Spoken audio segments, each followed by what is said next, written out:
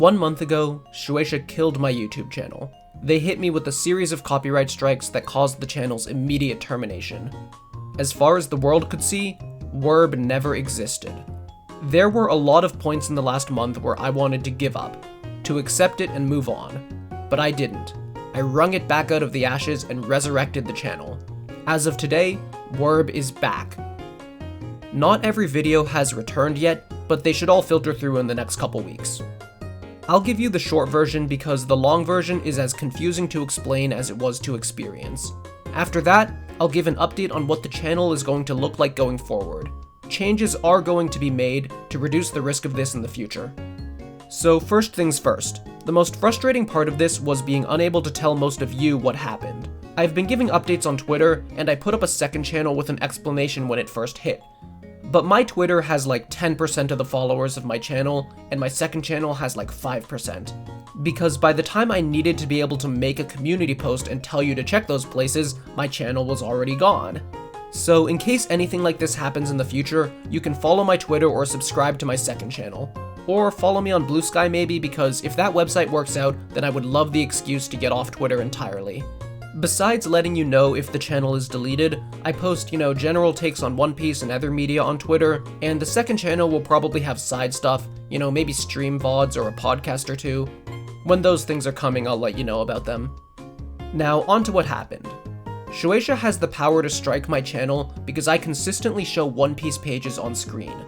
Which, is kind of the point of my channel's analysis, like I can't explain what's going on in the paneling if I don't show you the paneling, but still, copyrighted material is copyrighted material. And there are legitimate reasons that YouTube gives companies the power to strike this kind of thing. I just think that in this case, that power is being misused. Some of you are shouting fair use at your screens, and I agree. My videos should be fair use. I don't know if a court would rule them as fair use, because that can get very blurry. Beyond just needing legal expertise to answer that kind of thing, that really only gets decided in court. But I do think that my videos meet the common sense definition of the term fair use. It's analysis of One Piece, and it's really not a way that someone could read One Piece without paying for it. Now, to get a video back up, you basically have to tell YouTube that you're taking responsibility.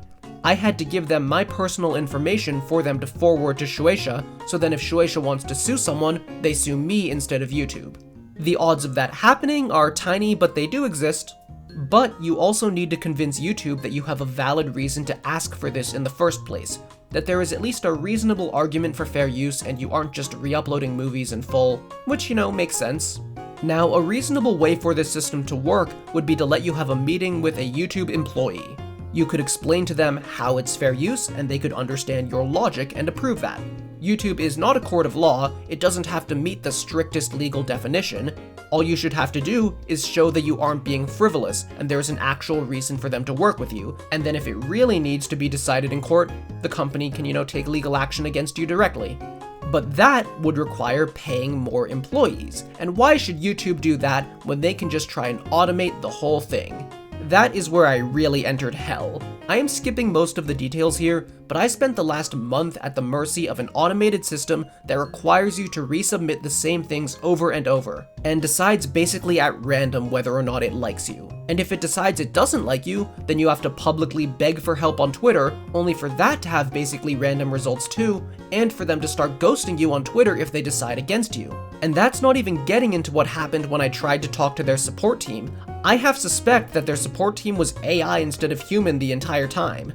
It was difficult to even get accurate information on how this system works. Information like how many claims needed to be disputed before my channel would return, if it could even return at all.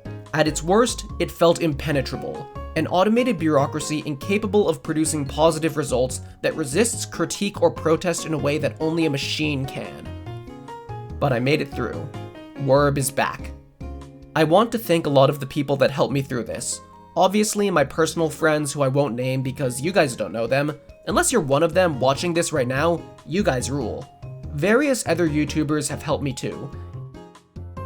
In particular, Mr. Morge supported me a ton. He is eternally the GOAT of One Piece thematic analysis. Lost Futures gave me a ton of support too. If you have never seen his video on the anti-colonialism of Skypiea, go check it out. It's one of the best One Piece analyses I have ever seen. One Piece Explained helped me with a lot of the finer details of how to go through the copyright process and what to expect. And TB Skyen gave me a ton of information on how YouTube's system for these things works, and you might already know his channel because he makes pretty similar art analysis to me.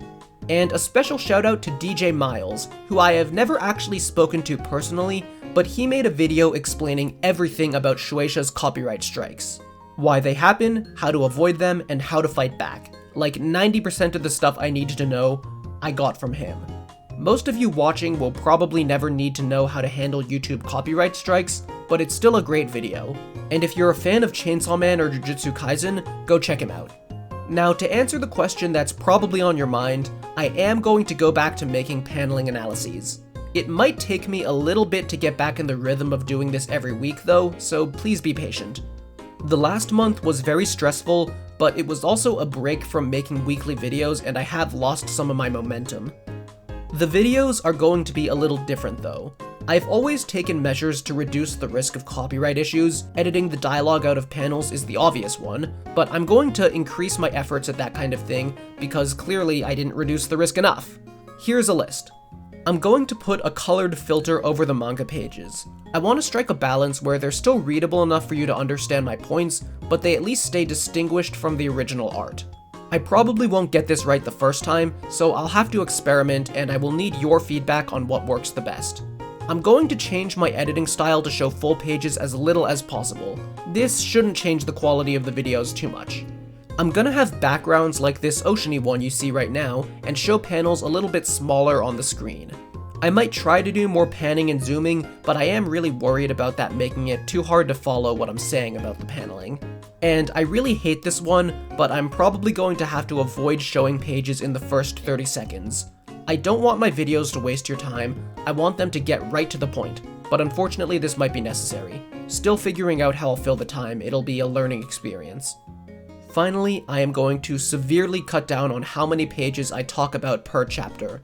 I've always tried to do this, but sometimes I would just look at the pages and think I want to talk about all of these, so I would just let myself go anyway. I am going to be stricter with myself now.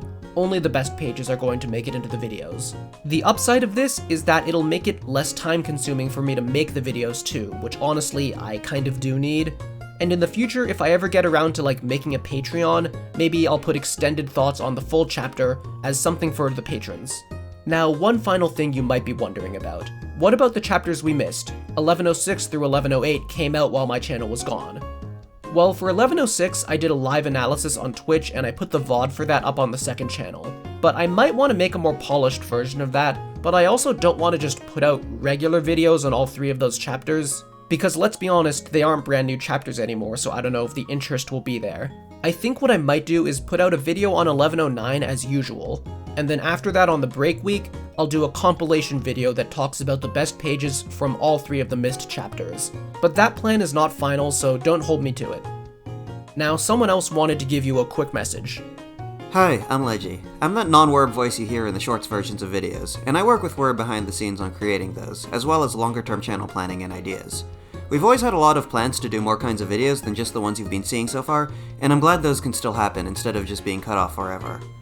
Werb has been working really hard on making these analyses on something he really cares about, and he spent the last month stressed as hell trying to navigate the situation. As someone who's been pushing through this alongside him on a personal level, I'm extremely proud of him and grateful for all the support you've all been offering him. Like he already said, things are going to be changing on the channel, and we're going to spend some time finding our footing on how exactly the scope and editing style of the videos is going to look. You might see different things eventually, and maybe things like streams on the sooner end. Stay tuned for that, and feedback on what you want to see from the channel would be appreciated. Thanks again for all your patience and support, it means the world to us.